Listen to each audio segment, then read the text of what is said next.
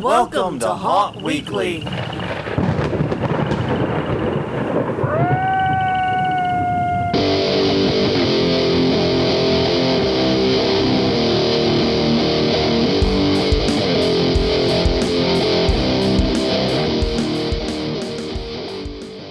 Hello, everyone. I'm Jonathan. I'm Crystal. And this is Haunt Weekly, a weekly podcast for the haunted attraction and haunt entertainment community.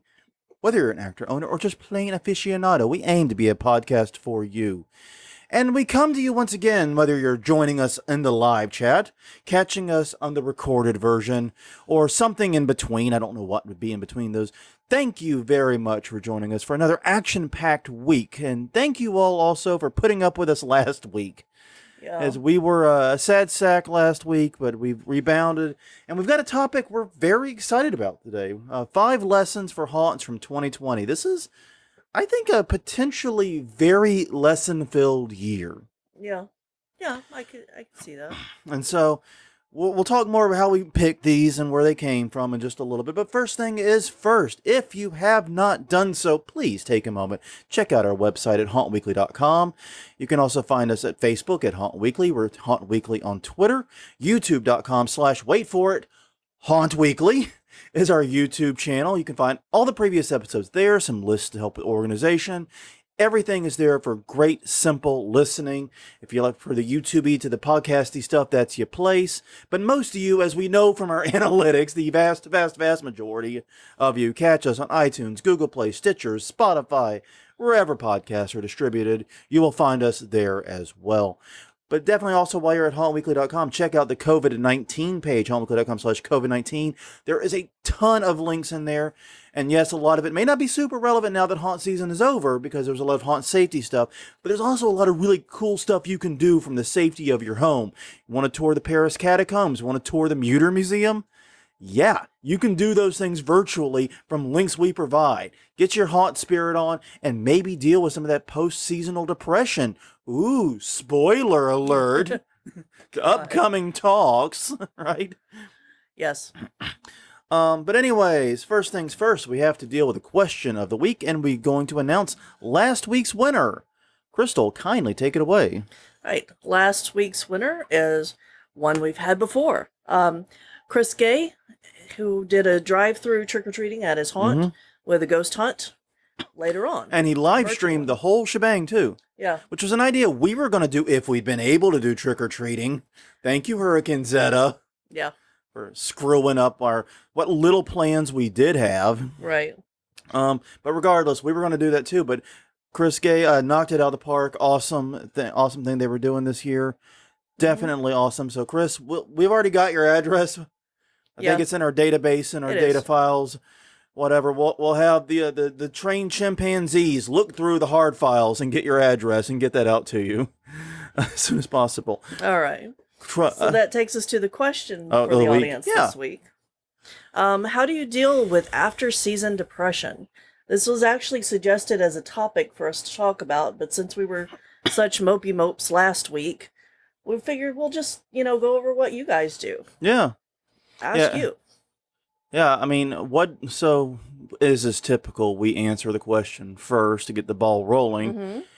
And I'm trying to honestly think about it. One of the things I think that does really help me is, I always say every year, we think about the next year's haunt starting November 1st. So, like, after haunt season, we've got to run around and, but usually, not this year, obviously, with the double closure. Oh, my God. But normally, we're running around buying all the half-off Halloween stuff, using our donation money to make all these purchases, buying skeletons up left and right, things like that. And then we start planning for next year. What can we improve? What can we fix? What needs to be changed? What ideas do we have? Mm-hmm. We start coming up with ideas. We start sketching ideas. Right. So that process starts immediately, starts really hot and heavy, and we actually start building a fair amount of stuff over winter break usually. Yeah. Because you have a lot of time off. And the weather is perfect for it here in New Orleans. It is. Because after, doing it once, I don't think we'll ever not build in December. Because that is like the best building weather. Sweet Lord of mine. It's like 50 degrees every day. Mm-hmm. And you get into this garage, it's like 60 something. And yeah, I mean, it starts out, you're a little chilly. But after you've put up a few panels and put some screws in boards and whatnot, or done some sawing, your temperature's right where it should be. You're fine. It's great. And the other thing I would say is I do find seasonal haunt movies, because you're also entering kind of a weird, awesome season for haunt movies. And I think someone mentioned it in the chat, too. I think I'm stepping on someone's toes on accident. Yeah, but it's okay. We'll get to theirs later. But yeah. But, I mean, I love Thanksgiving. Yeah. Like, the best part about Thanksgiving is I get to watch Thanksgiving again. Right. It is a tradition. It is a tradition around these here parts. And we get to have a Christmas Horror Story coming up with drunk William Shatner. Yeah. Well, one of my favorite things is that we start building our anti-Christmas list. You know? Yeah. So after we get over a few weeks of Halloween blues, then and that's one of the things. I know for us, the Halloween season doesn't end on November 1st. No. The season we're open, it typically actually ends. Like, we've done all of the work related to it, the putting away, the setting up what needs to be done. That typically happens around the 15th to the 20th, actually. Yeah. So it's pretty goddamn close to Thanksgiving before Halloween season actually ends for us. Right. And then we slide into Thanksgiving, which Thanksgiving for us, due to Ellie's travel restrictions and so forth, is always just the three of us. It's a private affair. Yeah. Super small. Very nice. Very nice. Very light. I mean, I love it. It's honestly my favorite holiday. There's no pressure to go do anything or be with anyone. We just get to spend time being thankful for each other. Yeah. I love that. And then we start building the anti-Christmas list, usually right then, as you said. Yeah. And one of the other things that we do that we're about to start actually this week is we set up our Christmas yard display, which includes skeletons, because the skeletons get Christmas, you know? Well, the skeletons got a haunted house this year. Why wouldn't they get Christmas too? Exactly. And the haunted house was cut short. Yeah, no. Sad. The skeleton haunted house had to close up season early. So yeah, that's what we do for our after season depression. What do you do? Please take a moment. If you're joining us in the live chat, leave a comment in the thread there. We will pick that up. If you are getting this on a recorded edition, you can leave it as a comment on the YouTube video. You can leave it as a DM/@ reply on Twitter. You can leave it as a comment on the Facebook post, or just message it to us on Facebook if you don't want it to be super public. Though if you win, we're going to mention it. Yeah. Basically, tell us if you don't want to win, is what I'm saying. Well, tell us if you don't want your last name. That's fair, too. First names are pretty generic most of the time. Unless you have a super unique first name. Yeah. But yeah, no. And also, obviously, you can mail it to us on the contact form at hauntweekly.com. Yeah. Is the other way. So yeah, any of those ways is perfectly legal. What we're going to do starting this week is we are also going to post it. I'm going to aim to post it on Wednesday at facebook.com/hauntweekly as a separate post. You can leave the comment there as well. But basically, if you're in the live chat or you get the recorded one as it goes live, you're in the front of the queue. Yeah. You're in line first, basically. Yes, we get to hear and think about your answer all week long. And hey, sometimes that makes the difference. It does. It does. All right. Don't have any housekeeping notes, really. What we've been working on is what we usually talk about here. We're getting ready to start work on the Christmas display. Yeah. The holiday display, it's actually truly a holiday display because it encompasses multiple holidays. Yeah. So it is actually a holiday display. So we're getting ready to work on that, but we haven't done anything. It's been kind of crazy. We went straight from Hurricane Zeta right into the election. Yeah. And right into the 12 days of election that followed. Right. And still technically going on. Yeah. So, we've had other things on our mind. I'm not going to lie. Yeah. The only housekeeping note I have, actually, is that the garage door is not so prominently behind you. Oh, yeah. I did a thing. You did a thing. That I said I was going to do, like, 6 months ago. Yeah, and it took all 2 zip ties to do it. Yeah, pretty much. Yeah. And finding it, because it was in the shed. I think the fact we don't take this seriously is both our biggest strength and our biggest weakness at the same time. Yeah. Yeah. It means we have the most fun with it. Yeah. But it also means that 2 zip ties take 6 months to put up. It was more about finding the damn thing. Yeah, I grokked that. It was buried. I know. Yeah. All right, real fast, before we kick into the actual stuff, quick update on the Ravens Grin In GoFundMe. Mm-hmm. By the way, if you have not checked it out already, check out episode 87. We sat down for a whole hour with Jim Warfield, which anyone who knows Jim Warfield knows that is a feat. Getting him in one place for an hour, unheard of. And it happened. And we have recorded evidence of it. But no, they posted a GoFundMe a while back, asking for $7,000. They've just passed $4,650. Things have sort of been struggling a little bit lately with it. So please, if you are able to support them, tinyurl.com/GoRavensGrin, GoRavensGrin, as the or you can just search for Ravens Grin on the GoFundMe website, whichever is easiest for you. If you're not comfortable donating, I understand. Check out their Etsy shop, though. Crystal, right now on the live chat, is wearing one of their shirts. Yes. It's a map of the house. The quote-unquote map of the house. And yeah. Jim actually talks about the story of that, I believe, on the podcast. Right. So, a little history. Mm-hmm. All in all, great haunted attraction, very unique haunted attraction, obviously impacted by COVID and related things. Please give them a hand if you can. Okay, so this kicks us into our main topic as we, reach the 11-minute mark of the podcast. Hey, that's not bad. It is not. 11 minutes of intro and puffery, that's not that bad at all. Huh. We've done. We should really stall for 4 more minutes just to make it more of a normal episode. By talking about how we should stall. Exactly. Oh, that's funny. Anyways, okay, so 2020 was not a normal season by any stretch of the imagination. And that's just how it is. I mean, as we discussed previously, we were double canceled. And it's the new joke. First, we canceled the haunt due to COVID and the rules of the city and just the nature of running a home haunt in this type of pandemic. But then our trick-or-treating plans got canceled by Hurricane Zeta, which literally blew those plans away. Yeah, I was actually looking forward to that because I haven't done trick-or-treating you and I since 2005. Since our very first year. Yeah, you and I have not done actual, honest-to-God, straight-up trick-or-treating in 15 years now. Yeah. And I always hear, we have a great front-of-house crew that handles the trick-or-treaters. Mm-hmm. They're wonderful. They come dressed in the cutest, kid-friendliest costumes you can fathom. And they're so good with the kids. Mm-hmm. And they always tell me these amazing stories about how happy the kids are. And they're bouncing and they won this prize. And it's just so wonderful. And then they'll tell you stories about the kid who was on his dad's shoulders and bonked his head on the going down the light tunnel. Because dad... Yeah.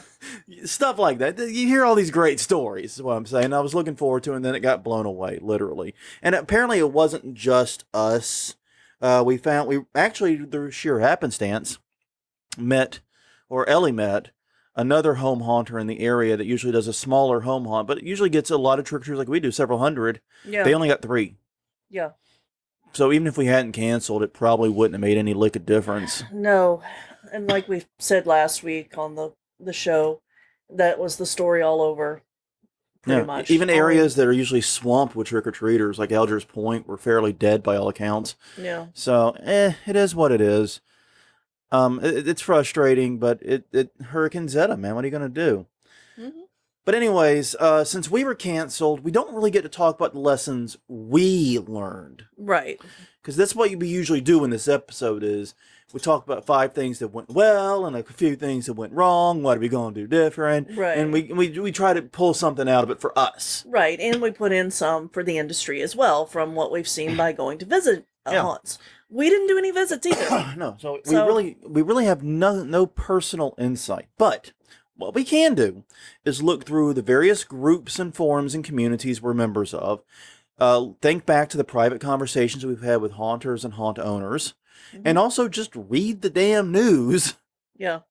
And there's a lot of a lot of interesting lessons I think the haunt industry should pull from 2020. The sooner the better in these cases, because there are some things we did in 2020 that may need to be more permanent. Right. And some things we did in 2020 that we shouldn't have had to do, and maybe we should be defending against. And real fast, I want to say, if you're like, hey, I talked with you guys about that, you might have, but believe me, I think every item on this list we heard from multiple people. Yeah. Multiple sources. Exactly. So no one is being called out or singled out here. No one is the only one. Well, any of these, believe me, these were all extremely common. Right. Things. So yeah, I basically we just want to figure out where the haunt industry was struggling, and to that end, we have 5 lessons the haunt industry needs to learn from 2020 and ways they can improve in 2021 and beyond. Okay, I'll take odds, I guess. We should really talk about this before we get on the podcast, shouldn't we? Professionalism. We got it. You just either throw it to me and tell me to go, or you take it. So. All right, well, I'll start this one. The need for improved security and safety. I think this is the immediate thing that leaps to mind. Mm-hmm. In terms of safety and security, 2020 was easily our worst year that I can recall. Yeah, no kidding. I mean, possibly the worst year since the Six Flags fire. Yeah, it's been rough, folks.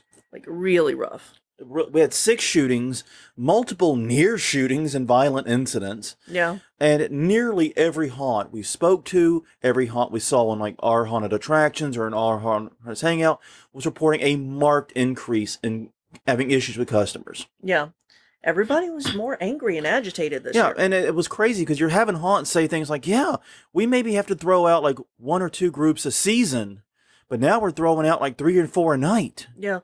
Yeah, and that's insane. That's an insane uptick. That's like 100. That's like 12x uptick in incidents. And given the fact, like I said, when we talked about the shootings, we talked about how in the entire run of Haunt Weekly, going all the way back 257 episodes, so that's well north of 60 news episodes we've done over the span of 4 seasons. Hey, the hotel. Over the span of all those seasons, we never reported a shooting until 2020. Right. 0 shootings. In 2020, we reported 6. Yeah, and if you think you're getting out of a gun-related incident in our next news story, you're wrong. Because there's at least 1 more to do. Yep. So, yeah, technically I think we have 7, but this gun, that one wasn't a shooting, I don't think. No, it was just a problem with it.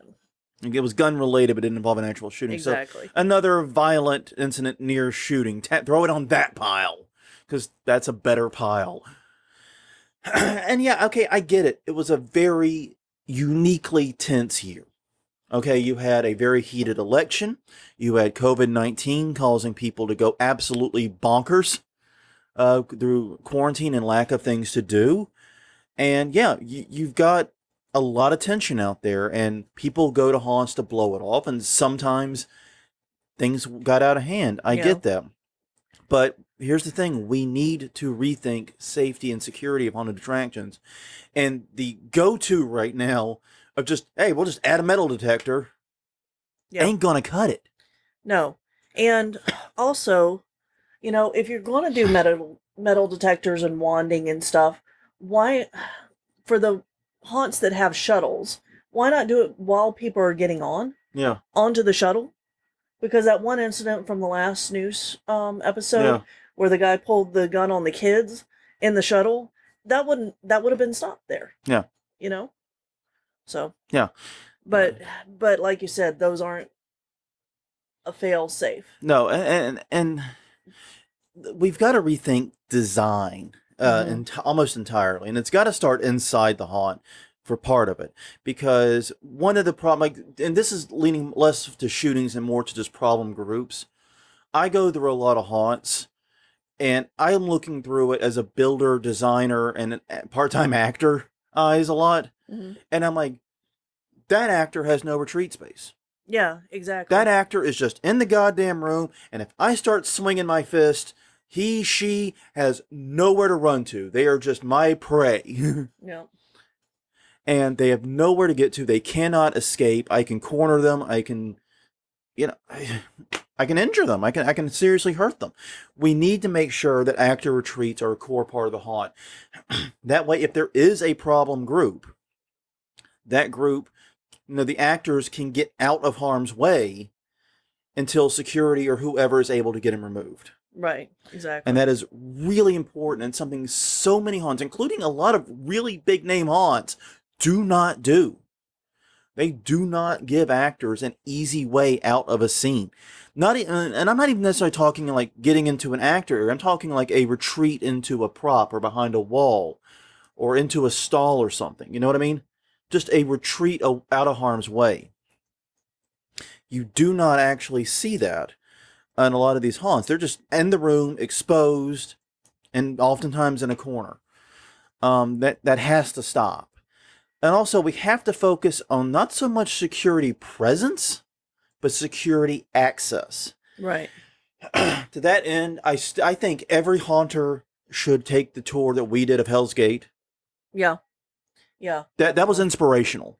Yeah. Get the behind the scenes tour when you go. Yeah. It's mind-boggling. Yeah. Like, I went through Hell's Gate, I thought, this is a neat haunt. This is a really cool haunt. I enjoyed this haunt. Yeah. And then I took the behind the scenes tour and it's mind-blowing. Exactly. Because they thought out everything. Yeah. And it's so smart. I mean, it is so smartly done. And like one of the smart things they did is they don't have a huge security staff. Mm-hmm. But their security staff is going down a hallway that runs right through the middle and has access on both sides to every single room. Yeah. And so 2 security guards can be in any room in that haunt in 10 seconds. Yeah. And virtually no time at all. And like, 10 seconds is a gross exaggeration, but in few seconds, they can be in any room, under a minute. They can be in any room in that haunt without having to cut through the customers, without having to blow by any actors or anything.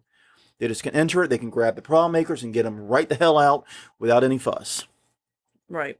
It's a genius system. And that same system is used to put actors into scenes. And get them out for bathroom breaks and so forth. It's such a mind-blowing tour, and it made me realize, we don't need more security guards. Yeah. We need the security guards we have to have better access to the scenes and to where the problem is. And I get it. In a lot of old haunts, especially if you're in a place like the mortuary, that's a historic building, that may not be possible. You may have to compensate with more bodies. Yeah, but I mean, so here's the thing. Every haunt has to have an actor run, and it has to have, certain number of feet between exits. And you actually save space if you are able to do that hallway down the middle. Yeah. Because then your rooms are bigger. Because they're on the sides. You don't have to squish them together all in the middle with an outside rabbit run. Yeah.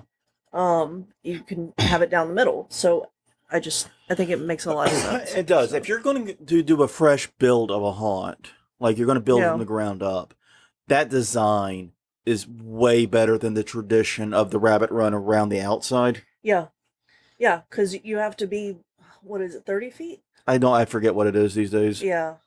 I completely forget. I think you have to have, I think it's every 40 feet to an egress corridor. Right. An emergency exit to an egress corridor. Yeah. And then the egress corridor has its own set of rules. Yeah. And the egress corridor is what usually it runs around all of the scenes. Yeah. Yeah, what they did at Hell's Gate was beyond brilliant. Yeah. I mean, John LaFlamboy should be a leader in this industry because he's definitely a goddamned innovator. Yeah. Yeah, I really wish that we could get him on to talk about that. I'm going to make another run at it. Okay. If anybody has an in, I would love to have John LaFlamboy on this show. I'll bend over backwards to make that happen. Yeah. But regardless, we need better security access, and we need to make sure actors have retreat spaces. We also have to rethink queue lines to avoid dense crowds. Yeah. Now, there's a lot of reasons for this. One, that avoids fights and avoids cutting and those types of things. Right. Second, it avoids COVID and disease-related vectors too. Right. But also, it just improves the customer experience. Exactly. I cannot tell you how big of a difference it is to be able to wander around a property and like do games and stuff and then be called over a loudspeaker versus standing in a line. Yeah, that's why Camp Blood, that's what a couple of Atlanta haunts actually. Camp Blood was the most notable. Yeah. But yeah, Camp Blood did it, and there was another one in Atlanta that did it. We hit it on the way out. Yeah. Had a little outside area you milled about. You played some carny games and Then you eventually got a pay. There it was a text. Right. At Camp Blood, they had a PA. This is how it was. Like when we were in Atlanta, this was multiple years ago now. But they'd give you a card, A, B, C, D, E, or something like that. And they say, A group to the gate. A group, something like that. And you walk up and you go into haunting. Yeah. And, all that time we're waiting, we're spending money. We're not sitting around. We're spending money. We're entertained. We're happy. We're looking at shops. Yeah, we're not, just standing in a line getting more and pissed off that we're in line. And that's one of the things that I think Disney World figured out with the Fast Pass is customers in a dense queue aren't happy and they aren't making any money. Yeah. You got to find a way to get them spend as little time in that queue as possible. And that's something we've got to do. But it's also a security thing. Yeah. That's where your fights break out. That's where your arguments happen. That's where the shootings happened. Yeah. So we need to avoid large crowds and queue lines. And basically, we also need to find ways to implement and enforce policies against drop-offs. Yeah. This was a major problem at the haunt North Carolina. Right. It was a major problem actually at some of the haunts locally. Parents basically pulling up, kicking their kids out of the car, pick you up in 3 hours, and making the haunt a babysitter. You can't do that. You're not equipped for that. So we're not equipped for that normally, but I think Texas haunts have figured out a way to be a babysitter. Yeah. And that's to have all of the outdoor games, the concert space, and all of that, so that kids have a place to hang out that's safe. Yeah, there's a lot of haunts in Texas, a lot of haunts. Yeah. Like Creepy World and so forth, that are set up they're haunted, they call themselves haunted theme parks or haunt parks. Right. And they are. I mean, they do have multiple small attractions instead of one big one.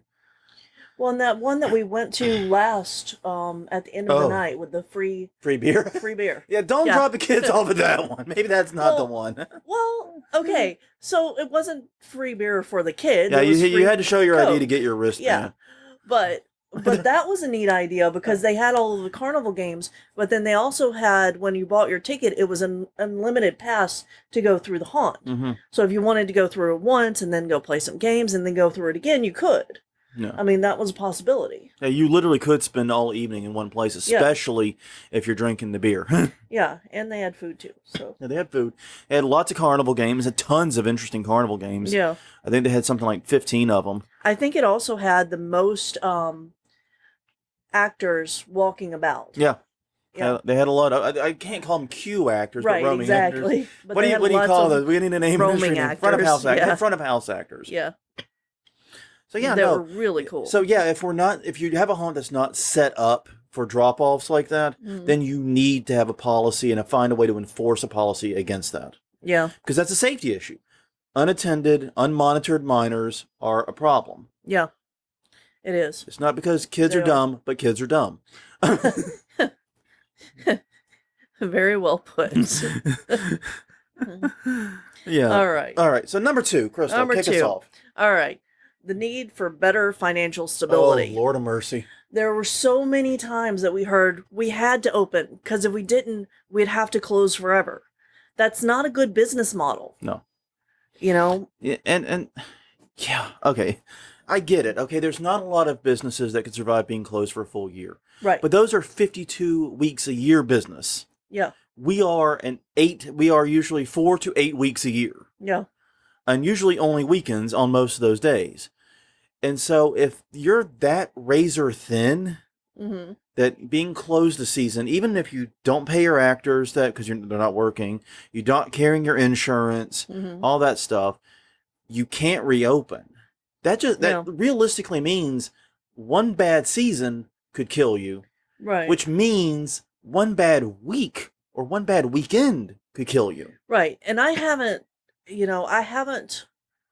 looked into it for haunts, but I know that when working in the corporate world, they have disaster/umbrella insurance, so that if they have a bad year, they can say, "Hey, insurance guy, this happened and it cost us business." Yeah. So like if a hurricane hits New Orleans and takes out power, and I know a lot of outdoor haunts have rain insurance. Yeah. Yeah, and I think that maybe that's something to look into for a lot of these haunts. Because if we're closed again next year for COVID, or limited at the very least, and it's looking likely, honestly. Yeah. Oh, and the minks did spread to human. I saw. Yeah. So it's looking very likely that we'll be impacted by COVID. It may not be as serious as 2020, but it does look like we're going to be impacted 2021. I've lost all my optimism because it's funny. I mean, I remember back in March, April, so forth, thinking, oh yeah, it's really nasty right now, but it's not going to impact haunt season. And now it's like in November, I'm like, oh yeah, 2021's fine. Yeah, well, and I think that's one of the problems we had this year in planning for it, is that it was so up in the air about whether or not we'd be able to open. Yeah.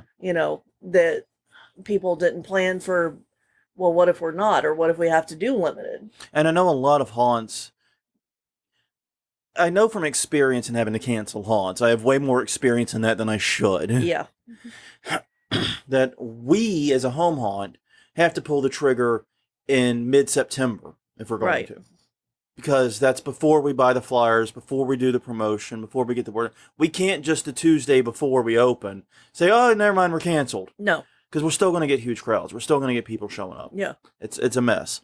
So, but with a pro haunt, yeah, you have insurances, you have things to do. For a lot of those haunts, they have to pull that trigger back in June, July. Right. And I think what happened is a lot of haunts didn't pull the trigger when they should have. And they got caught carrying these expensive policies and holding a very expensive bag. Right. And yeah, and they're probably right. If they had to close, given the fact they'd already paid for all this stuff, they might not have been able to reopen. They probably were right about that. So that may have been some of it, but we need the ability to sustain shocks better than we do. And we've seen this before locally. The House of Shock, right? Famously, the first time it closed was because they got rained out on Halloween. Yeah. Biggest night of the year. They did a huge percentage of their business on it. Right. And they had to cancel, and it kind of ended up being a jokes on everyone moment because the rain never came. Yeah. The rain they were canceling for, but they had to pull the trigger early. Yeah. They did the right thing, doing it when they did. I don't necessarily disagree with the decision, but that killed them. That ended it. They'd been a huge successful haunt for 20 plus years at that point. And yeah, okay, times had been a little more difficult more recently, but they'd been huge, big successful. And then that happened and it was just one speed bump too many. Yeah. So yeah. We have to find a path to better financial stability. We can't be an industry where one bad season or even one missed season is the death knell of so many haunts. Right. Well, and now it may actually be easier. Yeah. To change some of your round strategy because people are used to doing virtual things now. So why not do virtual tours throughout the year or interviews with characters and things like that, for a small fee. Honestly, I do any haunts. I have a question. Is there any haunt and I'm asking this to the audience, that has their haunt characters do cameo accounts? I follow at least 2 haunt characters that do. But are they connected to the haunt, or are they just freelancers? Yes. Okay. No, they're connected to the haunt. Okay. They're connected to the haunt, and they get together with the other haunt members and do live chats. Okay. It's kind of fun. But they have a cameo account where they can do paid promotional stuff. Oh, I don't know about that. See, I'm talking about the Cameo.com, which is a service. Gotcha, sorry. That, if you want Miro from AEW to say good things about your product, you can pay him X amount of money. I don't know how much it is. Yeah. And he'll do a 15-second promo on it. Right. You can literally do that now. So I think that's something. That's pretty cool. I would. Bernie could do that theoretically. Why doesn't Bernie do that? I don't know. but seriously, it's an idea you can do. Oh, I know why Bernie doesn't do that. Because we're not a business. No, true. But the point of the matter is, you can. There's alternate sources of income that are possible year-round. Yeah. But we need this path to better financial stability. And this has a major impact on charities, too. Because charities cannot depend solely upon haunted attractions. We saw this, unfortunately, with Chinchubas locally. Right. when the money from Chinchuba's haunted house stopped coming in because the haunt became untenable. Yeah. Chinchuba's itself, which was an amazing charity. It was a school for the deaf. It did really great work. The school itself was forced to close not long thereafter. Yeah. And part of that was damage from Katrina, and part of it was that they didn't have the income that they had. They just weren't able to continue. Mm-hmm. And so charities need to realize this too. And basically, we need better financial stability right now because we got exposed this year in this regard in terms of not being able to withstand shocks, because there were so many haunts, like you said, that were like, yeah, I know it's not safe, but we don't have a choice. Yeah. If we don't open, if we don't do something, we will never open our doors again. Yeah.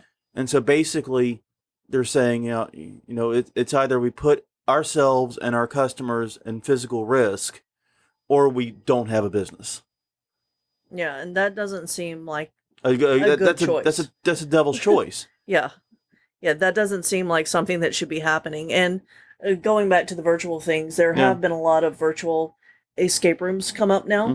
Mm-hmm. There are, in fact, we talked about this on an episode recently. That's something to look into as a longer term strategy, is to be able to create one using rooms in your haunt. Then you don't have to change your haunt into an escape room. You can just do a virtual one. Yeah. I think that would be a really cool idea. I do too.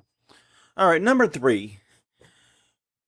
This is more talking about the larger haunts, but we need to get back to building some more of our props. Yeah. This was something that surprised me. I heard this over and over and over again, especially in groups. But people talk, because here's the deal. We love our haunt vendors. Yeah. They are a crucial part of this industry. We love them. We cherish them. We support them. But apparently some haunts have become really reliant on them. We heard multiple people talk about how they struggled to update their haunt this year without Transworld. Yeah, which is crazy. Basically, there was no Transworld, so therefore we didn't get to see and go prop shopping. Right. Therefore, we didn't have a lot new to bring to the haunt. Yeah. Now, I understand where some of them are coming from because they're business people first. Yeah. And creative haunters second. Or maybe not even at all in some cases.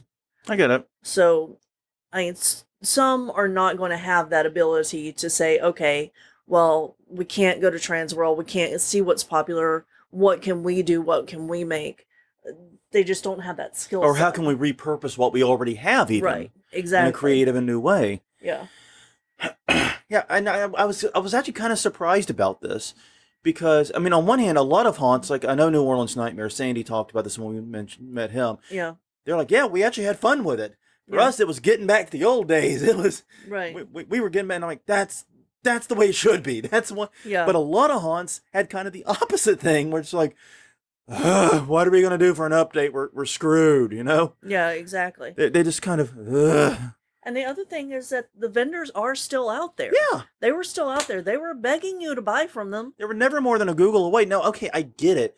It's a big ask. Yeah. To say you're going to buy a $5,000, $10,000, $15,000, whatever dollar prop, sight unseen. Yeah. I do understand that's a huge ask. Right. But if you know the vendor, you trust them, you respect their work, you know what they do. Yeah. And here's the thing for vendors is that they could set up a virtual demonstration. Yeah. Of, okay, you're interested in this prop? Let me walk you through it. This is how it's built. This is how it works. Let me zoom in on the details. Zoom in the details. Answer any questions that you have while showing it off. And it would be really cool. They could, if I were a haunt vendor, I'd be doing these type of things like weekly on Facebook Live, like this podcast. Yeah. Where we just go on. And this week we're talking about the shake and bake prop or whatever. And we're doing a full... You're going way back. I don't know why that popped in my head, okay? Maybe because I'm still a bit traumatized from working and hearing, "Ka-dunk, ka-dunk, there are people 4 rooms away, scurry to the hidey hole." I still hear that, "Ka-dunk, ka-dunk, ka-dunk," a shake and bake and want to like cower in my hidey hole and get ready to scare someone. It's like a reflex. It's like Pavlovian in nature, Yeah. But yeah, now we're showcasing this prop. Or here's this new Jack in the Box prop we have, and here's how it works. And just do a brief tutorial how it works, show the detail off, Right. and offer a discount to people that attended the live stream. Yeah, and if anyone's interested in meeting with you virtually, and then do it, meet with them. Yeah, I mean, I get, though, it is a big ask to buy 4 and 5 figure props sight unseen. Yeah. I get that. But still, there's also a need, I think, to pull some lessons from the home haunters and the charity haunters that have to build everything themselves. Right. We can't afford no $5,000 prop. We're a simple country haunt around here. Yeah. It's like double our budget. So we're used to building everything ourselves, and that means we sometimes stick to the simple but effective scares. But yeah, I mean, taking a lesson from that, learning how to build new things, learning how to repurpose creatively what you have, that spirit needs to be brought back some. Yeah, it does. And it brings creativity into it that is sometimes lacking in the industry. Yeah, I'd agree with that. And I think that's one of the dangers. We have such great, and part of the problem is, this is like such a weird problem to have. We have vendors that are too good. Yeah, everybody wants them. Everybody wants the props. I get it, man. Yeah. I drool over that crap too. Okay. Yeah. I get the catalogs in. I'm like, I'm practically eating the page. Yeah. I get it. But yeah, maybe bringing in some of that DIY spirit will help us be a little more flexible in the future. Moving on. All right. So next we're going to talk about focus on improving the variety of acting. Yes. So 2020 exposed us a bit in this because, everybody was like, oh no, how am I going to scare people if I can't get up close to them and yell at them? Well, there are other ways to scare people. Yeah. We've talked about different types of scares all throughout this. And this is actually one of the things that bothered me because I've heard from several people who went to haunted attractions this year. And I've seen online videos of people going through haunts and the actors were still doing this. They were still getting up in your face. They were still screaming at you. And a lot of them weren't wearing masks. The actors were not made to wear masks this year while screaming in somebody's face. And screaming being one of the quickest ways to transmit a disease. Yeah, that ticks me off to no end. So, think of other ways that you can scare people if you need to, because that is not, it loses impact over the course of the haunt. Yeah. And I think of that haunt we went to in Birmingham. Yeah. Because it was a quote-unquote touch haunt, and basically every time you walk into a room, they would come in and they would play with your hair and muss you up a little bit and then send you on your way. And by room 20, it's like, okay, mess my hair up, please. Yeah. Exactly. Just get it over with. Yeah, if they had had anything else as a scare. Well, they did. Eventually they had the drop panel that got me pretty good. Remember that? Yeah. Because they said that was tactically, that was the great. They had the guy waving the ceiling. Hey, look at me. We all look at him. Boom, drop panel 2 feet from us. Yeah. You son of a bitch. That was actually good. Congratulations. One good thing. Yeah. Yeah. But I mean, that is a good way to distract, is to draw people's eye off. And he was very socially distanced way up there in the rafters. Exactly. And so was the actor behind the drop panel, because that wall was at least 2 feet from you. Yeah, and they could have just put Lexan or plexiglass over it and called it a day. Yeah. I mean, so yeah, that's just it. A lot of haunts, and there were several haunts in their closure announcements said, we're closing because we can't provide you the in-your-face experience. We can't scare you good enough to our satisfaction without the ability to get close. Yeah. And I'm like, guys, there's so many other weapons in the toolbox. Yeah. And speaking of Lexan and plexiglass, with the drop panel combo, that is one of my favorites that we've done. Because we haven't had drop panels for a while. But we had a drop panel that had a Lexan in front of it that was thick. And my dad hit the crap out of it with a hammer. Rubber mallet. We're getting them rubber mallets to hit. Because it gets a better thud when it's a rubber mallet, I find. You want that dull thud. Drop, hit towards you, and people scattered. Yeah, it was great. And then drop, people start looking at it. Now go. And then you see this guy swinging a hammer full force at your face. Yeah. And that Lexan wasn't going anywhere. No, I think it got cracked by the end of the The second season we used it. The second season, yeah. We used it past its lifespan was the problem. It wasn't the leg sand that cracked; it was the frame. Yeah. We didn't put and we realized after the fact we didn't frame it properly. We now are a little smarter about that. Yeah. But the fact it held up that many hits, and her dad is a beefy lad who can hit some things hard. Yeah. He's mighty beefy and can hit things with a lot of force. Yeah. So, yeah. But here's the thing. We should be able to scare, entertain people, whether we're near, far, with a prop, on a rock, on a plane, on a train, wherever. We have to have that ability, and we have to have that adaptability. So maybe if there's a lesson from 2020, it should be that we need to focus on a variety of acting, a variety of scare types, so that if we have one trick taken away from us, that we're not so hobbled. Exactly. Because, I mean, I got so tired of those haunts, like, well, we can't provide the show we want to. We're not going to be good enough. And then just we're closing. And okay, well, I appreciate, closing rather than getting in people's face and screaming at them. Right. That's good. Yes. But there's nothing else you can do? That's it? No. This feels weak. Yeah. Just feels weak to me. Yeah. Oh, one of the other scares I just remembered in Mortuary, a long time ago, they had the head on the string gag. Yeah. Oh, so they throw it toward you, and the head doesn't come within 6 feet of you, but it sure is. Feels like it. Yes, it makes you jump back. Yeah, I was wondering why the head was getting bigger and bigger, and then it hit me. Yes. Boo! Boo! Boo! The bad pun. All right. Final one. Lesson number 5: disease prevention forever. Yes. A lot of the haunts that opened generally took good steps to prevent or reduce the spread of COVID, or at least they tried to. But here's my question. Forget about COVID. Mm-hmm. What about the flu? What about the ever-famous, ever-present, never-going-away haunt crud we hear about every year? I mean, I'm not saying we have to do the full COVID thing every year and have actors behind plastic sheeting and whatnot, but a lot of the protections we put in place this year are just common smarts to stop any virus. Yeah. I mean, think about like some of the changes people made to the actor areas. Yeah. Separating the costumes out, washing makeup brushes, and making sure. Yeah, that should be done anyway. Yeah, that should. Period. I mean, all of these very basic things that were done to prevent the spread of COVID also work against the flu, the haunt crud, colds, sinus infections, whatever else. And then, like, another one is having policies that make it okay for actors to take sick days. Yeah. Don't punish actors for staying home when they're sick. No. And okay, I get it. It's in a good spirit to award a perfect attendance award. Mm-hmm. But I would much rather have an actor, especially if I'm running a long season, who has imperfect attendance, but only stayed home because they didn't want to get everyone else sick. Yeah. Yeah, exactly. It's like, a job or a career or work. And we understand that you have a limited number of nights and certain actors have a bigger role in your haunt. But always try to have a backup for those names.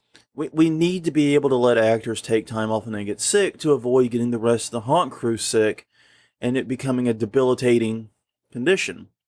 Yeah. I know one year we went to a haunt and it was a big outdoor thing with multiple attractions, and the owners apologized to us. They actually recognized us from our reviews. Yeah. They recognized when we walked on the property pretty much. And I'm sorry, we only have 10 of the usual 40 actors we have. Yeah. Like, what's going on? Oh, there was the flu. Yeah. The flu came, swooped in, and took everyone out. Yeah. I wonder if you could do a flu shot at the haunt, like early or late September. Because that's when I get mine at work. Yeah, because my work has, I tried to get mine, I failed. Yeah, but my work, makes it convenient. If you're doing actor training or something, why not say, hey, can you get a flu shot while you're here? Honestly, I think flu shot should be a requirement for working in a haunt, that environment. Yeah. You probably want and need a flu shot. Yeah. For your crew to be inoculated against it.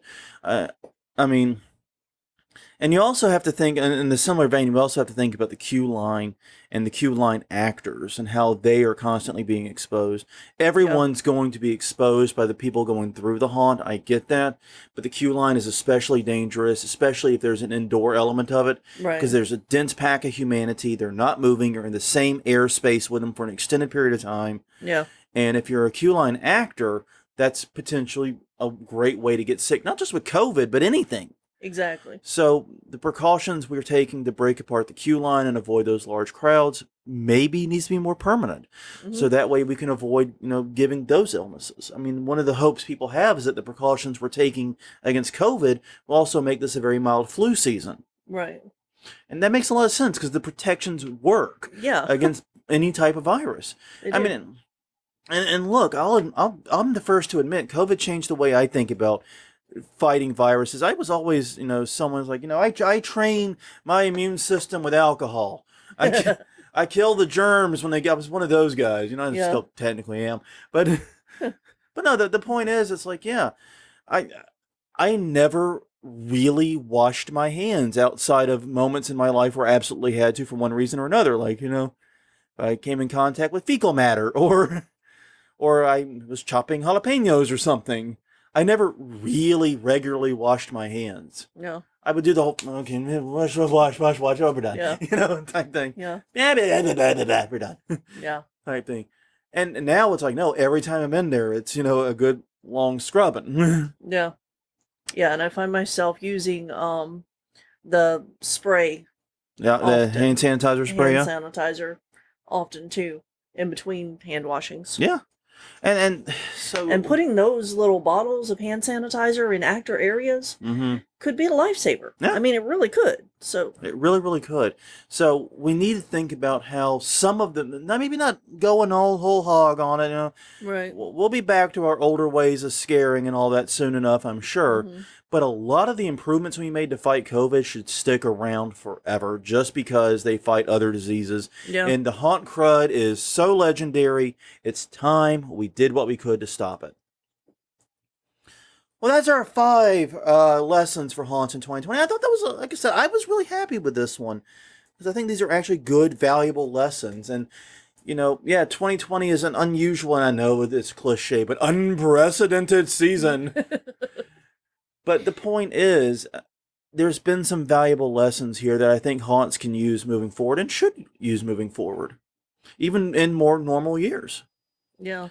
So, returning to the weekly question, I know the question is, obviously, for those that recall, for those that don't recall, how do you deal with your after-season depression? We have a few answers I see. Crystal, take it away. Okay, Chris Gay says that he watches spooky holiday movies like Krampus to help transition from spooky to begrudgingly merry.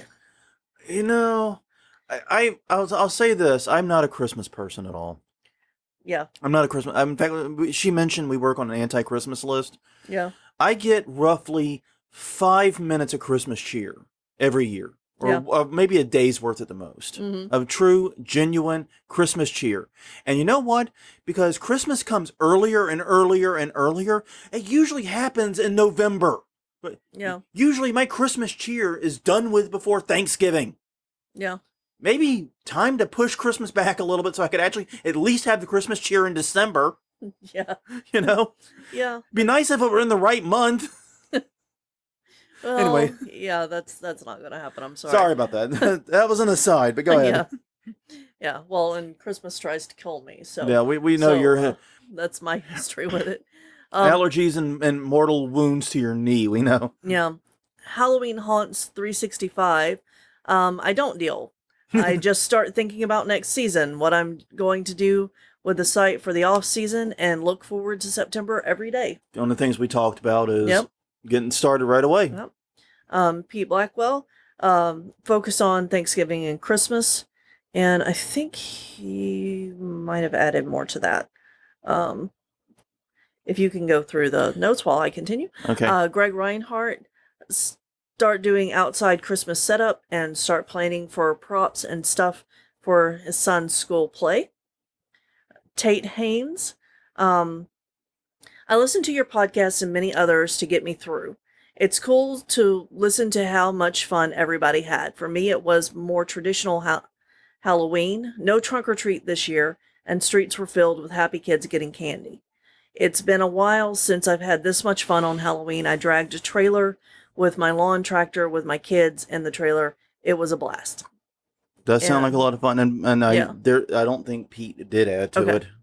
And then Don Garlic said, I love Christmas as much as Halloween, so I make it a whole season.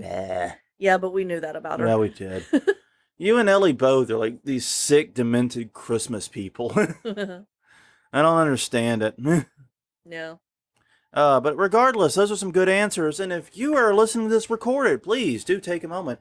Drop this at youtube.com/HauntWeekly, our YouTube channel. Just comment on the video. We'll get an email. YouTube will kindly send us an email about that. You can also find us at facebook.com/HauntWeekly. You can leave it either on this thread here for the live stream or on the actual post, which will go up tomorrow. You can also do it at twitter.com/HauntWeekly. @replies and DMs are both open. And of course, hauntweekly.com is the home base. You can send an email there to the contact form. And as always, you can find us at iTunes, Google Play, Stitcher, wherever finer podcasts are sold. But they don't let you comment and answer the question of the week through those. Yeah. Sorry. So you got to go to Facebook, Twitter, hauntweekly.com. I know I know it's so few choices. It's terrible. We're terrible taskmasters here. But I think that's about it. Any final thoughts? No, I think that was about it. Yeah. Good run. Well, on that note, everyone, I'm Jonathan. I'm Crystal. And this was Haunt Weekly, episode 258, 5 Lessons for Haunts from 2020. We will see you all next week.